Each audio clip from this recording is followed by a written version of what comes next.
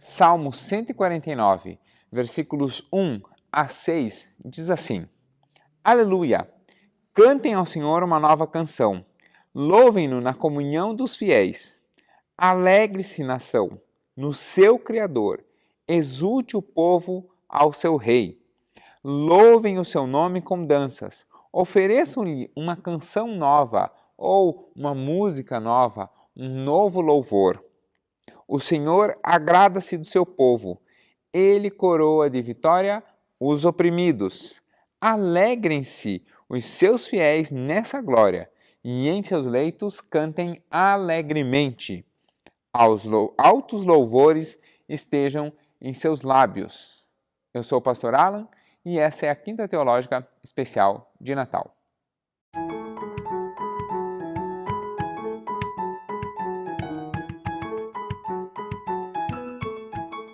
Toda quinta, aqui no canal da Igreja Batista de Bom Retiro, você tem um estudo. Às vezes sobre um determinado tema, às vezes sobre um determinado trecho das Escrituras em que é feita uma análise, às vezes sobre um determinado assunto específico. Às vezes, como na data de hoje, por justamente ter uma data especial. Aliás, a próxima quinta e a outra são mais duas quintas justamente sobre datas especiais. Mas sempre com uma temática especial, às vezes a gente usa a data para falar sobre isso. Mas sempre algo que possa ser útil no seu dia a dia, algo que possa aumentar a sua comunhão com Deus, aumentar a sua comunhão com o próximo e com a igreja. E também aumentar o seu conhecimento das Escrituras e aumentar a sua paixão pela revelação do Senhor através dos seus escritos. Então, se você tem qualquer sugestão, se você tem qualquer dúvida, pode postar aqui nos comentários. Pode também se inscrever no canal se você não é inscrito ainda, ativa as notificações e assim você acompanha todos os eventos que acontecem aqui na igreja. Aqui você também vai encontrar a nossa Rota Membresia, para você ser membro da igreja. Você também tem um e-mail para os seus pedidos de oração. O pessoal da intercessão leva muito a sério todos esses pedidos que chegam por e-mail. Então, pode postar o seu pedido, que a igreja vai estar acompanhando você da maneira possível, mas a igreja vai estar acompanhando você. Do mesmo modo, eu queria te fazer um convite. Eu tenho um canal no YouTube chamado Teolegal e toda terça lá tem um vídeo novo em que eu leio um trecho das Escrituras e vou explicando. É mais ou menos como eu faço aqui, você vai ver hoje no Canto de Maria, é mais ou menos como eu faço no Canto de Maria no estudo de hoje. Então lá eu estou lendo, já está disponível todo o livro de Jonas e eu estou lendo o livro de Salmo. Então vou lendo os Salmos e vou explicando. Fica o convite também.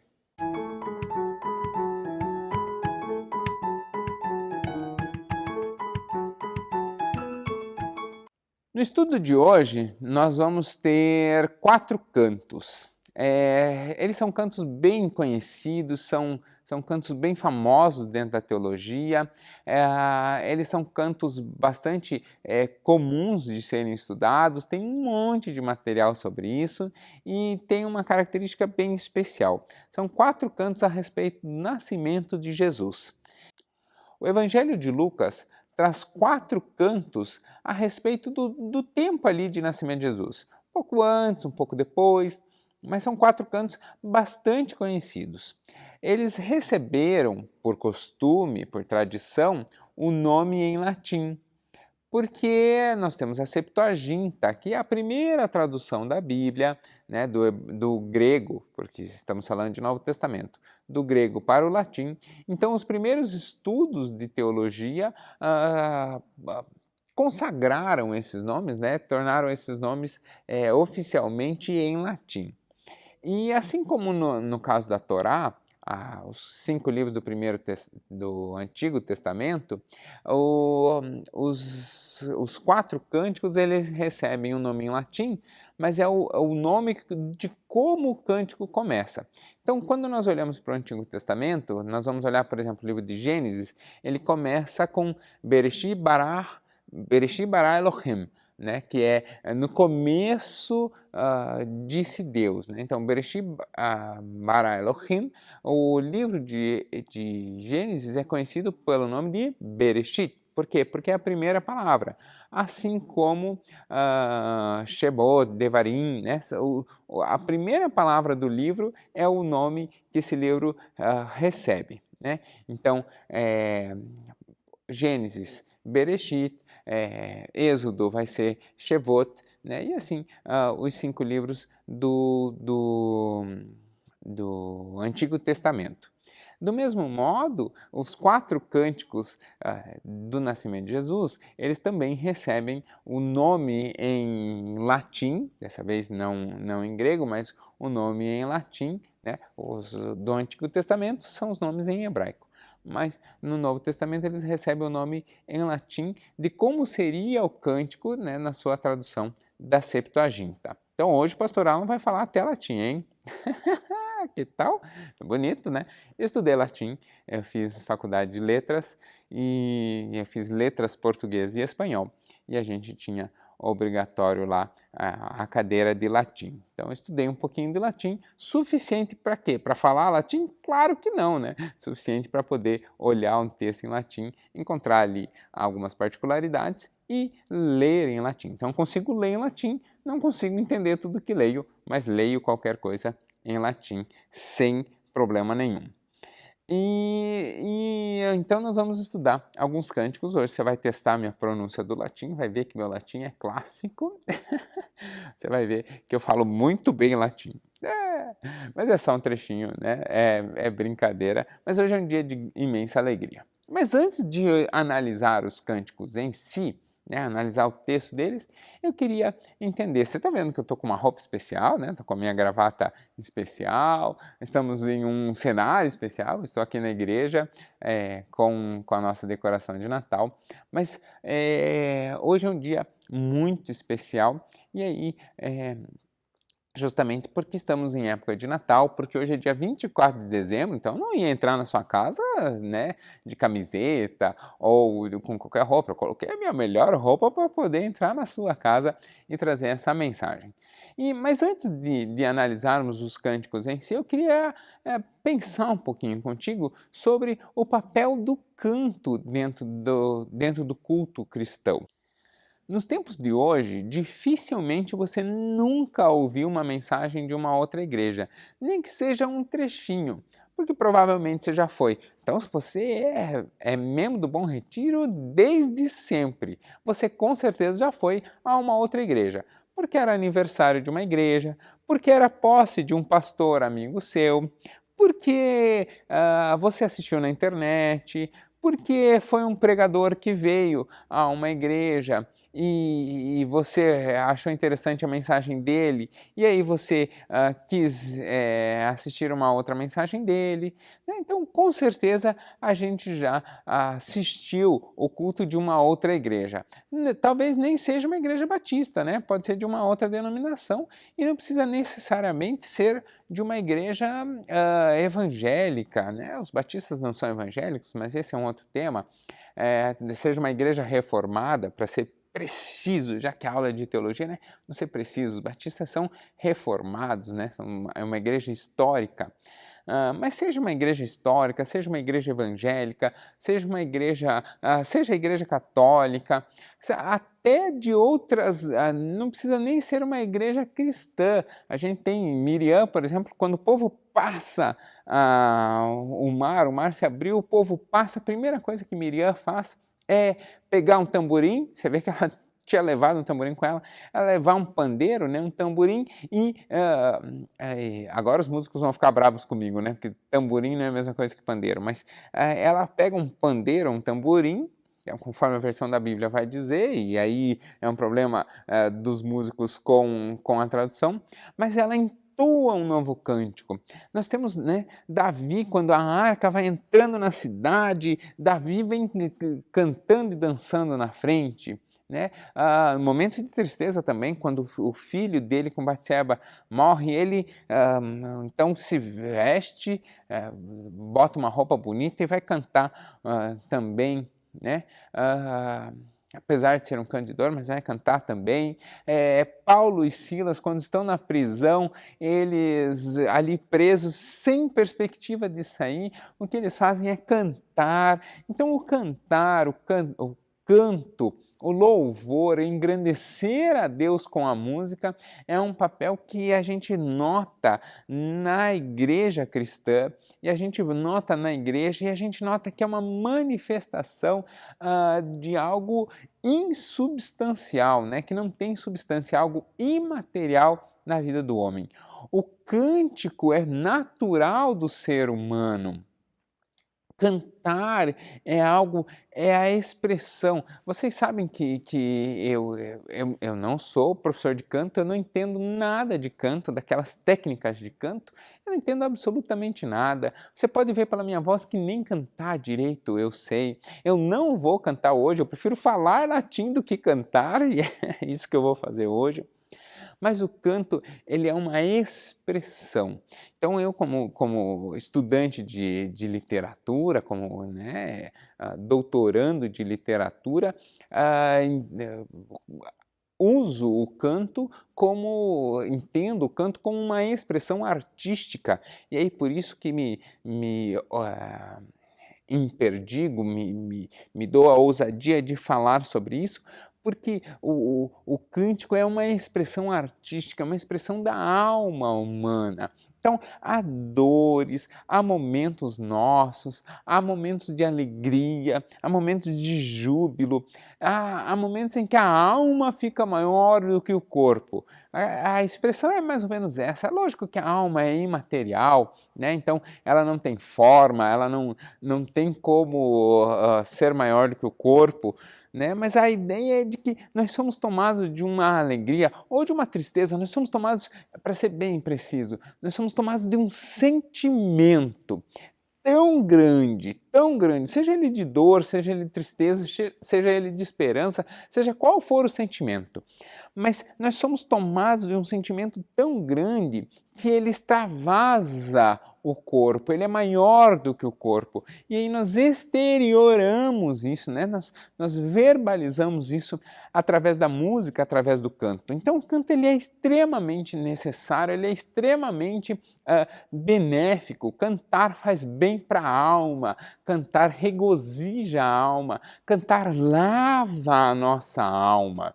Seja porque nós estamos com muita alegria e nós queremos colocar isso para fora, seja porque nós estamos com imensa tristeza e aquela tristeza vai nos constrangendo, vai nos fechando, né? A ideia de depressão é exatamente essa, é colocar para baixo, é colocar em pressão, né? Colocar como se as paredes estivessem fechando ao seu redor, e quando você canta, você empurra essas paredes para fora. Então a tristeza nos coloca para baixo, mas o canto nos coloca para cima. Quando nós estamos na igreja, e aí o canto congregacional, a ideia, o nosso canto dentro do culto, ele tem dois papéis muito claros, e a Bíblia é muito sagaz ao colocar esse papel, que é o de colocar todos no mesmo nível. Quando nós olhamos para a ceia, é exatamente ali nós vemos o papel do canto, de estarmos todos juntos. Então, o texto sobre a ceia, não no trechinho que nós usamos ali de 2 Coríntios 11, um pouquinho depois daquele pedacinho que nós falamos, vai ter, que nós costumamos falar, vai ter um dizendo assim que se alguém não consegue esperar pelo outro para comer, então que coma em casa, né? Que não coma ali na comunhão. Porque qual é a ideia? A ideia é de que o canto, dentro do papel do culto, é que o canto seja um momento de nivelamento dos sentimentos. Então vai chegar alguém aqui na igreja ansioso e alegre, né? Essa pessoa está reverberante, mas vai chegar alguém contrito, triste, buscando uma palavra de consolo. Essa pessoa vai chegar justamente contrita, né? Interiorizada. E aí no momento de exposição da palavra, essas pessoas devem estar no mesmo nível. Então, aquele que está mais para baixo, ele vai se elevar um pouquinho, né? Aquele que está muito alegre, ele vai se conter um pouco. Então as músicas, elas têm um papel justamente antes da mensagem, para isso, para relembrarmos de que nós estamos aqui para cultuar a Deus, para relembrarmos que nós estamos aqui para louvar o nome do Senhor. Por isso que a gente deve tomar muito cuidado com o tipo de letra que estamos cantando, com o que essa letra declara. Para quê? Para que o nosso cântico seja justamente um processo de exaltação de quem Deus é e um processo de contrição de quem nós somos, para que ali o ser humano deixe de comandar, mas que o Senhor assuma o papel e comande o culto no momento da exposição da palavra, para que Deus fale e que os nossos ouvidos estejam preparados para ouvir. Às vezes nós não estamos preparados para ouvir, porque nós estamos muito contentes com algo que aconteceu, ou porque nós estamos muito tristes com algo que aconteceu. Então o cântico congregacional, a música na hora do louvor, a música na hora do canto da igreja, né? A gente pode chamar isso de canto congregacional. A música nesse instante, ela tem justamente esse papel, de colocar todos nós com os nossos sentimentos mais ou menos nivelados, né? Para que a palavra, na hora que seja proferida através do pregador da noite, ela encontre ali corações abertos para receber e serem edificados. Então, o canto ele é algo extremamente necessário no culto cristão. Por isso que nós não vemos, e aí eu falei aqui, né, dos evangélicos, do católico, das igrejas protestantes, todas elas têm na sua liturgia, no seu funcionamento de culto, todas elas têm o canto em alguns momentos. Eu tenho um grande colega que morou comigo, inclusive, em Portugal, que é pastor também. Ele morou um tempinho, dividimos o apartamento um tempinho, e esse amigo, o pastor Clóvis, na igreja deles, eles fazem um pouquinho diferente, a liturgia deles é um pouquinho diferente. Eles têm primeiro a mensagem e depois eles têm o louvor. Perguntei por quê, e ele disse, não, porque nós entendemos que é preciso se alimentar da palavra e depois nós usamos os nossos cânticos como um processo de adoração e de agradecimento a Deus. Tem o seu fundamento, tem a sua razão de existir, mas não é a prática comum, né? A prática comum é que primeiro nós cantamos, porque aí nós temos toda a questão da música, da melodia, do papel da melodia, atuando dentro do culto e atuando dentro de nós, né? Dentro dos nossos sentimentos, para que assim nós possamos compreender plenamente, estarmos preparados para receber adequadamente a palavra de Deus. Pastor, então quer dizer que se eu não cantar, eu não estou pronto para receber a palavra de Deus? Filho, o que eu quero dizer não é isso, não é que você precisa cantar. O que eu quero dizer é que você precisa estar com o seu coração preparado para receber a palavra de Deus. E uma das formas de preparar o coração é justamente assim. A música, a melodia, o som da música tem esse papel. Por isso que, se você reparar, o adequado não é uma fórmula fechada, isso não é matemática, mas o mais adequado é que o louvor ele tenha músicas um pouco mais calmas, mais melódicas no começo, né? Então é uma música um pouco mais melódica e tal. Para quê? Para que as pessoas entrem nesse processo de adoração, aí nós passamos para músicas mais alegres, mais agitadas, mais exaltantes, porque elas vão exaltar quem Deus é. Então veja, primeiro nós preparamos o coração, aí nós declaramos quem Deus é, né? Nós declaramos o papel que Deus tem na nossa história, nós exaltamos o nome de Deus, nós entregamos o nosso nosso culto e o louvor é justamente um processo disso. Nós entregamos o nosso culto diante do Senhor. Dentro do louvor nós passamos por um processo de entrega e é por isso que o momento de dízimos e ofertas acontece dentro do louvor. Então é um momento em que nós entregamos plenamente ao Senhor quem nós somos, o que nós temos e lembramos quem Deus é e o que Deus tem feito por nós. E então nós temos mais uma música aí um pouco mais calma, um pouco mais tranquila, porque aí é o momento de preparação da nossa alma.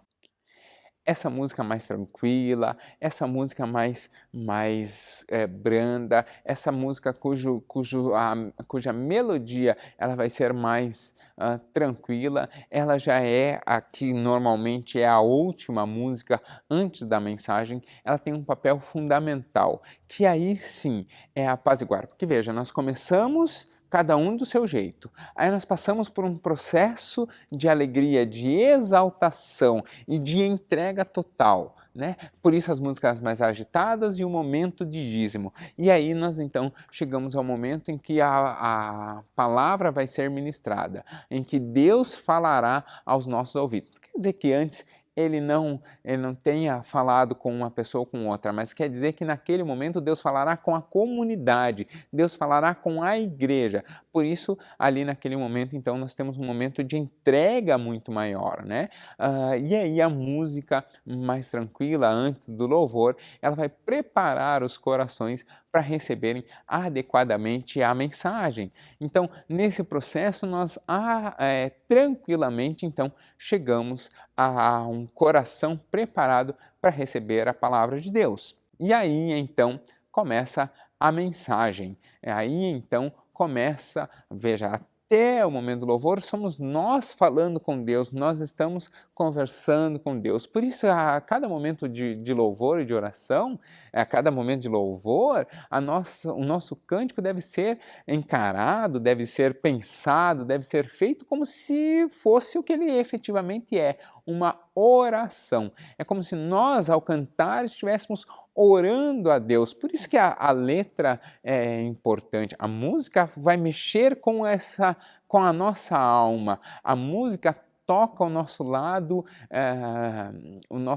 imaterial, mas a letra toca o nosso lado racional. Por isso que nós oferecemos um culto racional a Deus. A letra vai mostrar, vai nos lembrar quem Deus é. Por isso que a letra é tão importante que seja uma letra que fala de Deus e que exulta a Deus, né? Que engrandece o Senhor, que declara quem Deus é.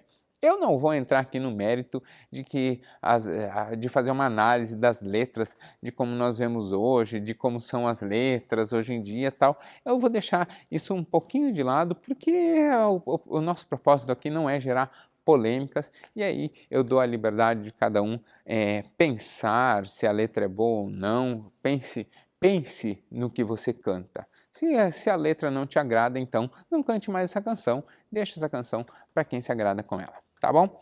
Mas o papel é justamente esse. Pois bem, então, dissemos já do papel, então, da música, já conversei com vocês sobre para que serve a música, como ela funciona dentro do culto, e aí você vai talvez pensando, tá, mas e o que isso tem a ver com o nascimento de Jesus? Então, tem tudo a ver, tem tudo a ver. Por quê? Porque o nascimento de Jesus, o seu ministério, a sua presença aqui na Terra foi como se fosse um grande culto. Há um grande momento ali. Nós chamamos, dentro da teologia, o nascimento de Jesus, o plano de Jesus vir à Terra de estado de humilhação.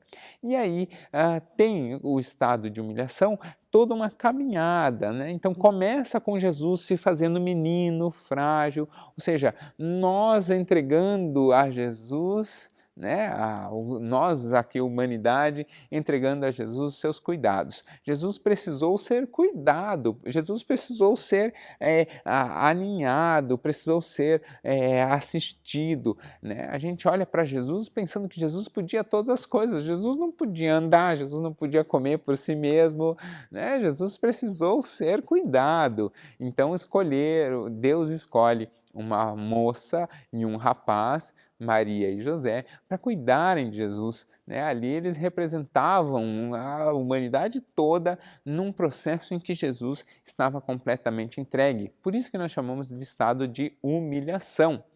E aí, aquele Deus Todo-Poderoso que se fez menino é cuidado por duas pessoas que tinham seus problemas, que tinham suas falhas, mas que assumem um compromisso seríssimo com Deus de cuidar do Messias, de cuidar do Salvador. E aí, então Maria e José vão cuidandinho de Jesus enquanto ele ainda é menino, enquanto ele ainda é criança. Passado esse tempo, então vem todo o processo de humilhação até o ponto alto do estado de humilhação, que é Jesus na cruz, né? E depois vem a exaltação, que é quando Jesus vence a morte. Então Jesus tem esses dois estados. Já falei sobre os estados de Jesus, tem uma quinta teológica sobre isso, eu vou colocar o card dela aqui em cima agora, que você pode assistir depois sobre os estados de Jesus, que é o estado de humilhação e o estado de exaltação. Mas dentro desse processo, então, do nascimento de Jesus, Lucas vai narrar 4 cânticos. E aí eu queria fazer a análise desses 4 cânticos com vocês. Então, a quinta teológica está começando agora. Não, a promessa que eu fiz, né? A promessa que eu fiz, que era de fazer a análise dos 4 cantos, vai começar agora. Mas tudo que eu disse até agora tem seu valor. Então, quando nós olhamos para o Evangelho de Lucas, nós vemos então esses 4 cantos, que são bem conhecidos, como eu disse. Tradicionalmente, eles têm o seu nome em latim. O nome em latim vai ser dado a partir da primeira palavra que compõe o canto em si. E o primeiro deles, então, é conhecido como Magnificat. Magnificat, né? Quem faz esse canto é justamente Maria, a mãe de Jesus. Ele é feito enquanto Maria ainda estava grávida, né? Então, antes de Maria ter Jesus, Maria vai visitar Isabel. Então, Maria ainda está grávida, ela vai visitar Isabel, e Isabel era sua prima, e Maria estava grávida de Jesus, mas Isabel também estava grávida. Isabel estava grávida de João Batista. Então, Maria grávida de Jesus, Isabel grávida de João Batista. Quando Isabel se alegra de ver Maria chegando grávida, a barriga de Isabel faz um esplagnossoma. Que é isso? Ela dá um nó nas tripas, né? O menino lá dentro dá um pulo. João Batista dá um pulo, faz um movimento ali grande. Aí tem aquela história, né? Provavelmente, pelo texto, Isabel estava grávida já de um mais avançado, então a barriga dela devia estar maior, a de Maria ainda estava um pouquinho menor. Mas dá aquele grande movimento na barriga de Isabel. Isabel provavelmente ainda segurou assim nas cadeiras, né? Ou nas ancas, como dizem as pessoas mais antigas, né? Mas Isabel segurou assim atrás. O menino dá um pulo na sua barriga e aí Isabel fala uma frase. A Bíblia diz que nesse momento João Batista se encheu do Espírito. Então é muito curioso essa história de João Batista recebendo ali um toque do Espírito Santo antes mesmo de nascer. E Isabel então fala a seguinte frase: bendita é você entre as mulheres e bendito é o fruto que você dará à luz. E aí então, e é nesse momento então que Maria responde a essa colocação de Isabel com um cântico, né? Um cântico chamado Magnificat, que significa engrandecer ou engrandecedor, né? O cântico chama assim porque ele começa dizendo Magnificat anima mea dominum, né? Então Magnificat engrandece, anima é de ânimos, alma, né? Então alma, ânimos, então engrandece a minha alma, minha, e Dominus, Senhor. Então, o cântico em português ficou dizendo assim: minha alma engrandece ao Senhor, ou minha alma se engrandece no Senhor, a minha alma se alegra na presença de Deus, a minha alma exulta quem Deus é, a minha alma fica feliz de dizer quem Deus é. Minha alma engrandece ao Senhor e o meu espírito se alegra em Deus, meu Salvador. Você pode acompanhar todo o cântico de Maria, ele está em Lucas 1, versículo 46 ao 55, mas eu já vou fazendo a análise aqui, a leitura e a análise, então vou colocar aqui do lado do texto o trechinho do cântico que eu estou analisando.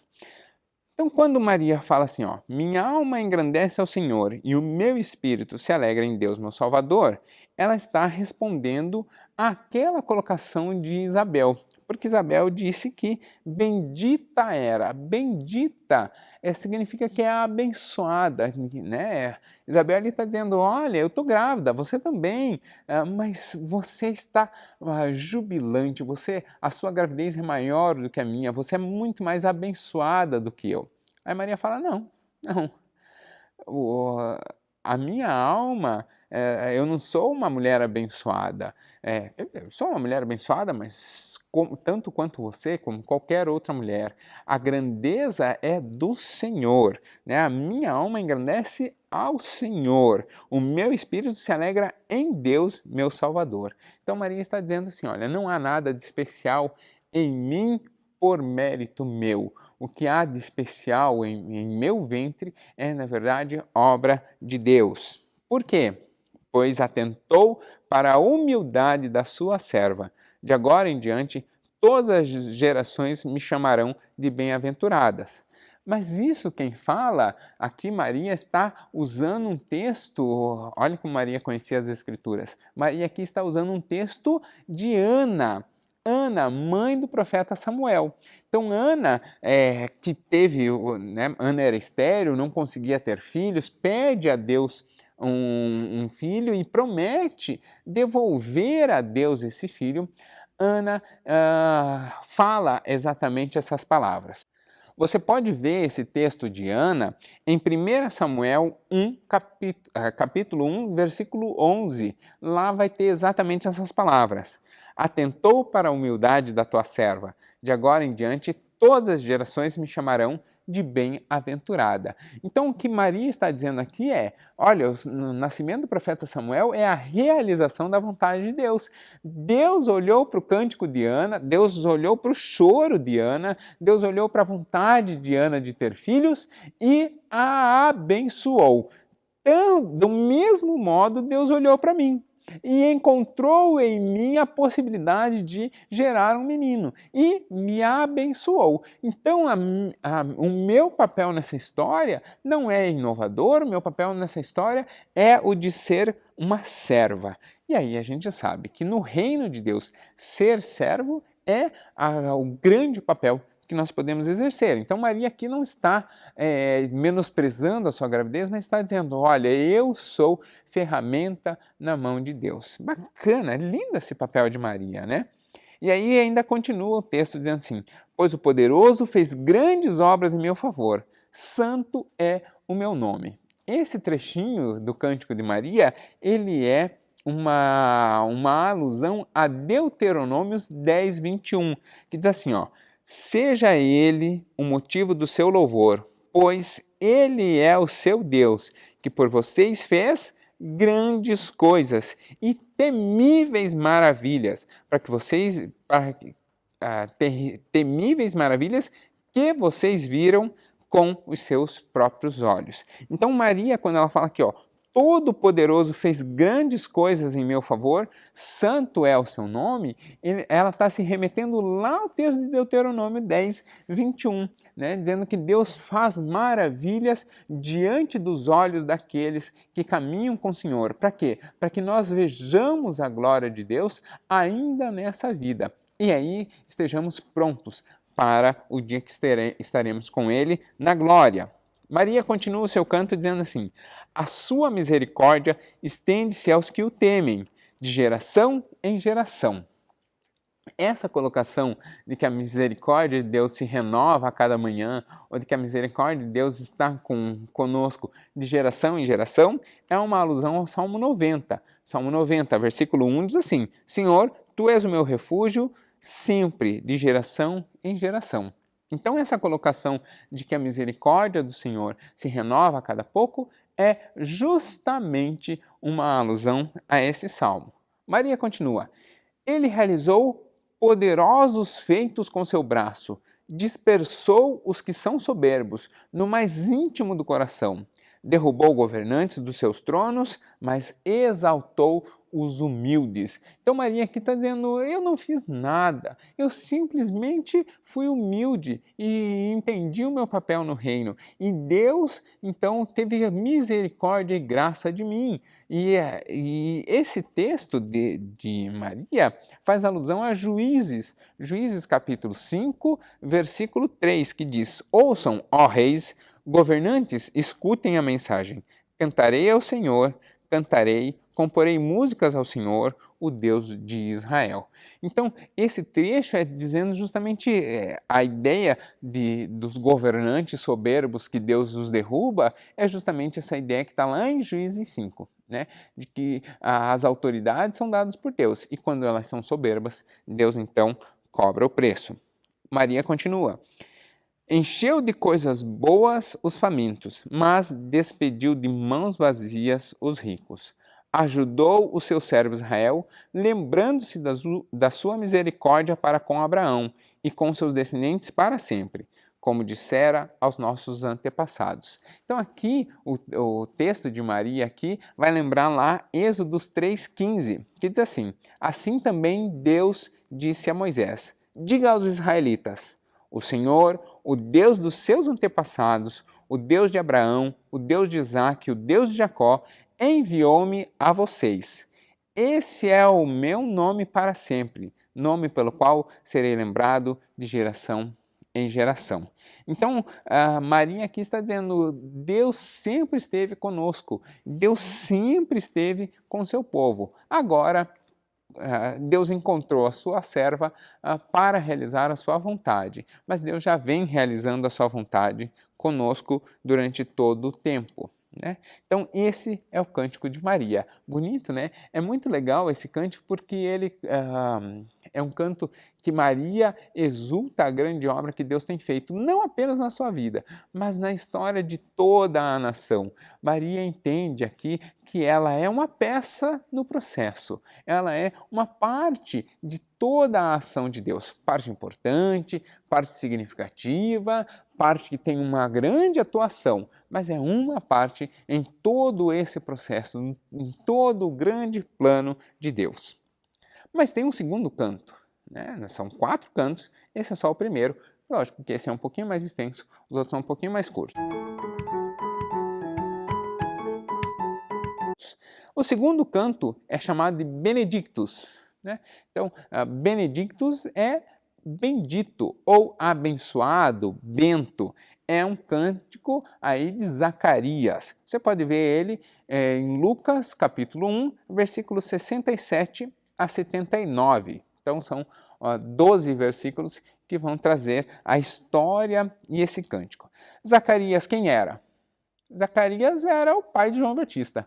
Né? Então, Zacarias é o pai de João Batista, né? Esposo de Isabel, a Isabel lá, prima de Maria. Então, Zacarias, pai de João Batista, e ele faz um cântico de exaltação quando João Batista vai ser circuncidado. Na última quinta teológica eu já falei sobre circuncisão. Então, quando Jesus foi circuncidado, tem lá o texto, eu faço a análise desse texto, mas dessa vez é a circuncisão de João Batista. Então, os meninos judeus da época, quando iam ser circuncidados, é quando eles recebiam o nome, oficialmente, né? Quando eles recebiam oficialmente o nome. É como hoje, a gente já planeja o nome, já imagina qual vai ser o nome da criança, mas no momento de lavrar a certidão de nascimento, é que nós damos efetivamente o nome. Então, no caso dos meninos judeus da época, era no momento da circuncisão. Bom, Zacarias, então, naquele momento, todo mundo queria que João Batista... Zacarias, tem um detalhe importante aqui, Zacarias fica mudo, né? E aí Isabel fala, o nome dele vai ser João. E daí o pessoal fala, não, mas você não tem nenhum parente chamado João, porque na época, aliás, é o costume judaico até hoje, né? Fulano chamava fulano Ben, e aí o nome do pai ou o nome do avô, né? Porque normalmente você vai ter o nome, filho de, e aí o nome do pai, às vezes o nome do avô. Então, não queriam que desse o nome de João para o menino, né? E Zacarias estava mudo, aí ele pega uma plaquinha e escreve, o nome será João, tal, e aí a sua língua se destrava, e aí ele faz então um cântico. Seu pai Zacarias, o pai de João Batista, né, no momento que ele vai ser circuncidado, o texto de Lucas 1, versículos 67 a 79 diz assim, seu pai, Zacarias, foi cheio do Espírito Santo, e então profetizou. Então você vê, para falar, ele se encheu do Espírito Santo. E aí ele profetizou: louvado seja o Senhor, o Deus de Israel, porque visitou e redimiu o seu povo. Então Zacarias está aqui exaltando, né, dizendo que Deus redimiu, né, Deus, o Espírito do Senhor visitou e redimiu, né, perdoou o seu povo. Ele promoveu poderosa salvação para nós, na linhagem do seu servo Davi, como falara pelos seus santos profetas desde a antiguidade, salvando-nos dos nossos inimigos e da mão de todos os que nos odeiam, para mostrar a sua misericórdia aos nossos antepassados, se lembrar da sua aliança, o juramento que ele fez ao nosso pai Abraão. Então aqui ele está dizendo, Deus teve misericórdia de nós para cumprir aquela promessa que ele tinha feito lá para Abraão. Então aquela promessa que ele fez lá para Abraão, ela permanece viva e Deus permanece atuando e cuidando do seu povo em toda a caminhada para que hoje pudesse se realizar. E aí ele vai lembrar qual é essa aliança, qual é a aliança que Deus estabeleceu com Abraão. Resgatar-nos da mão dos nossos inimigos para servirmos sem medo, em santidade e justiça diante dele todos os nossos dias. Ou seja, em resgate, né? Para resgatar esse texto. Por que chama Benedictus? Porque o cântico começa com louvado. Louvado em latim, bendito seja. Né? Bendito seja, benedictus est, ou benedictus sum, né? Para ficar no tempo correto. Né? Bendito é, né? Benedictus est, ou bendito seja, benedictus sum. Por isso, o canto se chama Benedictus. Né? E aí ele continua então o seu texto dizendo que você, menino, será o profeta do Altíssimo, pois irá adiante do Senhor para lhe preparar o caminho, para dar ao povo o conhecimento da salvação, mediante o perdão dos seus pecados, causadas ternas misericórdias de nosso Deus, pelos quais do alto nos visitarão sol nascente, para brilhar sobre aqueles que estão vivendo nas trevas, na sombra da morte, e guiar os nossos pés no caminho de paz. Ou seja, ele está aqui profetizando sobre o filho dele, dizendo, você irá diante do Senhor. Então, não é que vai estar à frente, vai estar numa posição mais elevada, não. Você vai estar diante nesse sentido, de que estará preparando o caminho. Exatamente o que João Batista faz, né? Preparando o caminho para aquele que virá depois de você, porque ele é muito maior e ele virá trazer a paz. Lindo isso, né? Há um terceiro cântico. E esse é o cântico talvez o mais especial de todos. Esse cântico está em Lucas 2,14 e esse é um cântico extremamente curto, mas é um cântico celestial. Por quê? Porque é cantado justamente por seres celestiais. O nome do cântico é Gloria in excelsis Deo, ou seja, glória nas alturas, né? Glória nas alturas, ou glória exaltando nas alturas. Exaltando quem? Deus, né? Dominus. Então, o texto de Lucas, capítulo 2, versículo 14, vai dizer: de repente, uma grande multidão do exército celestial apareceu com um anjo, louvando a Deus e dizendo. Aqui é quando Jesus nasceu. Veja, antes nós estamos falando da preparação, Maria grávida, depois do nascimento de João Batista, aí 8 dias depois do nascimento de João Batista já tem essa circuncisão, provavelmente nesse tempo Maria ainda estava grávida, aí Jesus nasce. Quando Jesus nasce, o céu se abre e os anjos vêm para exaltar a Jesus. Os anjos aparecem ali para entoar um cântico em função do nascimento de Jesus. É mais ou menos como a gente faz na igreja, né? No dia em que nós lembramos do nascimento de Jesus, ainda que lembremos todos os anos, há um dia especial, o dia de Natal, por isso que a igreja é tão bonita, decorada, e eu vim até a igreja para gravar por isso. Mas há um cântico de Natal, um dia especial de Natal, uma cantata de Natal, justamente por quê? Porque os céus se abrem para cantar o nascimento de Jesus. Glória a Deus nas alturas e paz na terra aos homens aos quais Ele concede o seu favor. É nesse intuito, os céus se abrem para cantar do nascimento de Jesus. Os céus exaltam o fato de Jesus ter feito o homem e realizar, então, o grande plano de Deus para a humanidade. Esse canto se chama Gloria in excelsis Deo, justamente por causa disso, porque é glória a Deus nas alturas. Significa literalmente isso, né? Glória a Deus nas alturas. Olha que legal, esse é um cântico celestial. Como anjos cantam? Como é a voz dos anjos? Então, vamos para o quarto canto. Vocês não vão me ouvir cantando, não merecem isso, né? Vocês têm ouvidos bons demais para serem estragados comigo cantando. Mas temos o quarto canto ainda. O quarto canto é chamado Nunc dimittis servum tuum. Nunc é agora. Dimittis, demitir. Demitir mesmo, despedir, né? Botar para fora. E servum, servo. E tuum, né? São dois us, né? Então, tuum é teu, tuum, né? Teu. Então, nunc dimittis servum tuum, quer dizer, agora despede o teu servo. Agora pode mandar embora o seu servo. Quando que isso acontece? Isso acontece, esse é o cântico de um homem muito bom, de um homem bom chamado Simeão. Simeão já era um homem de avançada idade, eu sei que eu já tratei na última Quinta Teológica sobre isso, mas Simeão era um homem de avançada idade, estava no templo porque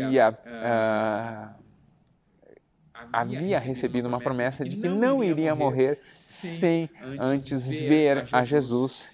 Então Maria e José vêm ao templo para apresentar Jesus ao templo. E aí Simeão faz uma das coisas que eu acho muito cômica, acho muito interessante. Eu fico imaginando a cena como foi, Maria meio sem entender, José sem entender, talvez as pessoas ali em volta menos ainda sem entender. Simeão era um homem bom, né? Um homem equilibrado, todo mundo conhecido ali no meio. E aí ele está parado, então, na porta do templo, esperando o dia que o Salvador viria. Aí chega Maria com o neném no braço, José com uma gaiolinha com 2 pombinhas, porque era assim que se fazia, né? Então ele estava levando essas 2 pombas para o sacrifício. E aí imagina, os dois chegando, José chegando com a gaiolinha, Maria chegando com o menino no braço, como vários outros casais acontecia ali, né, de levarem os seus filhos para a apresentação no templo, e aí de repente Simeão, que já era de avançada idade, a Bíblia não fala exatamente quantos anos, mas era avançada idade, Simeão levanta, talvez até meio, né, como natural da idade, já sem todo aquele tônus muscular, talvez meio cambaleante e tal, e vem e pega o menino nas mãos de Maria. Então você imagina um casal jovem entrando na igreja, de repente vem um velhinho e toma o filho das mãos dela, e aí ele levanta o menino e exalta o Senhor, fazendo o cântico Nunc dimittis servum tuum, né? Então ele declara então esse grande canto. E aí ele fala o seguinte: ó soberano, como prometestes, agora podes despedir em paz o teu servo, pois os meus olhos já viram a tua salvação, que preparaste à vista de todos os povos, luz para a revelação aos gentios e para a glória de Israel, teu povo. Esse nome é justamente desse trechinho que ele fala: agora pode despedir o teu servo. É como se ele dissesse assim: o meu serviço, a minha obra, a minha razão de existência já encerrou. Eu posso morrer porque estou em paz. Eu não quero mais viver, não preciso mais viver. Por quê? Porque as minhas mãos tocaram, contemplaram, meus olhos viram a presença de Jesus. A minha vida já se completou, porque eu pude tocar e ver Jesus. Olha que maravilha esse canto desse homem bom chamado Simeão. Ele fala assim: a minha existência já se completou, a razão da minha existência já se deu, eu não preciso de mais nada, a minha vida já está completa, porque eu toquei a Jesus e eu pude exaltar o Salvador da humanidade, eu pude tomar nos braços o Salvador da humanidade. Lindo, né? É assim que é o quarto canto, que é o canto de Simeão.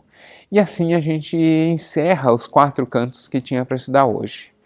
Mas eu queria terminar a quinta de hoje lembrando das palavras de Simeão, dessa interpretação que a gente tem das palavras de Simeão, mas lembrando de um dos apóstolos de Jesus, que era Tomé. Tomé, assim como Simeão, precisou ver e tocar no menino. Tomé já vê e toca em Jesus grande, né? Após inclusive sua morte. Mas Jesus lembra Tomé de uma questão muito importante. Jesus, quando aparece para Tomé e para os demais apóstolos, ele aparece ali dizendo: vocês estão crendo porque me viram, porque podem me tocar. Jesus, inclusive, né, Tomé fala que só acreditaria quando tocasse nos furos das mãos e na lateral onde a lança entrou. E Tomé fala assim: pode tocar então. Tem um quadro lindo do Caravaggio que acontece isso. Toca aqui então. Sentiu? Sentiu? Tocou as minhas mãos? Sentiu as chagas? Pois é, mais felizes são os que nem sequer puderam me ver, mas ainda assim creram em mim. Estamos hoje no dia 24 de dezembro, eu com muita reverência e com muito respeito e com muita licença entro na sua casa para poder trazer esse estudo e lembrar quem Jesus é, um cântico trazendo 4 cânticos de exaltação de quem Jesus é e de como Deus nos ama, que preparou a caminhada para que Jesus viesse no tempo certo. Eu, com muita licença, entro então em sua casa trazendo essa mensagem. Mas eu queria terminar o estudo de hoje orando para que essa mensagem seja verdadeira ao seu coração. Vamos orar? Senhor, obrigado, como vimos hoje, que a nossa vida seja um cântico, seja um louvor novo, seja a demonstração, a expressão da nossa alma diante do Senhor. Nós nos sentamos engrandecidos ao declarar quem o Senhor é. Obrigado pelo que o Senhor tem feito em nossas vidas, pelo que o Senhor já fez pelas nossas vidas, enviando a Cristo Jesus, e ainda assim nos ama sobremaneira, de modo a estar cuidando de nós em todo o tempo. Nós engrandecemos o seu nome, nós louvamos ao Senhor, nós declaramos que o Senhor é o nosso Senhor, é o Senhor das nossas vidas. Mas toma a nossa vida em tuas mãos e molda ela para que, como no canto de Maria, ao olhar para nós, o Senhor nos encontre como realmente nós devemos estar, humildes servos prontos para realizar a sua vontade. eu coloco a vida de cada um que está nos acompanhando hoje em Tuas mãos, para que nós possamos fazer da nossa vida um cântico novo e diante do Senhor, a hora que formos apresentar a nossa vida, nós o façamos com alegria e com júbilo, porque estamos entregando ao Senhor um louvor novo, uma vida nova, resgatada a preço de sangue inocente na cruz do Calvário. Abençoa a vida de cada um que nos acompanha, dá a eles um Feliz Natal, um ano novo grandioso, um 2021 muito melhor do que 2020 foi, mas que nós possamos em todo momento encontrar no Senhor refúgio para aqueles momentos tristes e alegria para os momentos alegres. Que nossa vida seja transformada e moldada segundo o seu querer. É o que eu peço e desde já agradeço em nome de Jesus. Amém. Obrigado por ter acompanhado até aqui. Um Feliz Natal para você. Espero que o seu Natal, depois dessa mensagem, seja um tanto quanto diferente. Mesmo assim, você pode trocar presentes, não tem problema nenhum. Você pode enviar presente de Natal para o pastor Alan, ele não vai ficar nem um pouco triste com isso. Pode me mandar presente de Natal, eu aceito presente atrasado, inclusive, não tem problema. Desde que seja dado de coração, eu aceito, com muita alegria. Mas brincadeiras à parte, que você realmente tenha um Feliz Natal, um momento, normalmente é o momento em que nós nos encontramos em família, então que a sua família possa ter a alegria de se reunir contigo, ainda com talvez todo o distanciamento e tal, mas que seja sempre um momento agradável, porque é um momento em que nós não apenas nos reunimos, mas nós nos reunimos para lembrar quem Jesus é e a grande obra que Ele realizou por nós, por amor de nós, nessa vida. Deus abençoe. Tchau, tchau.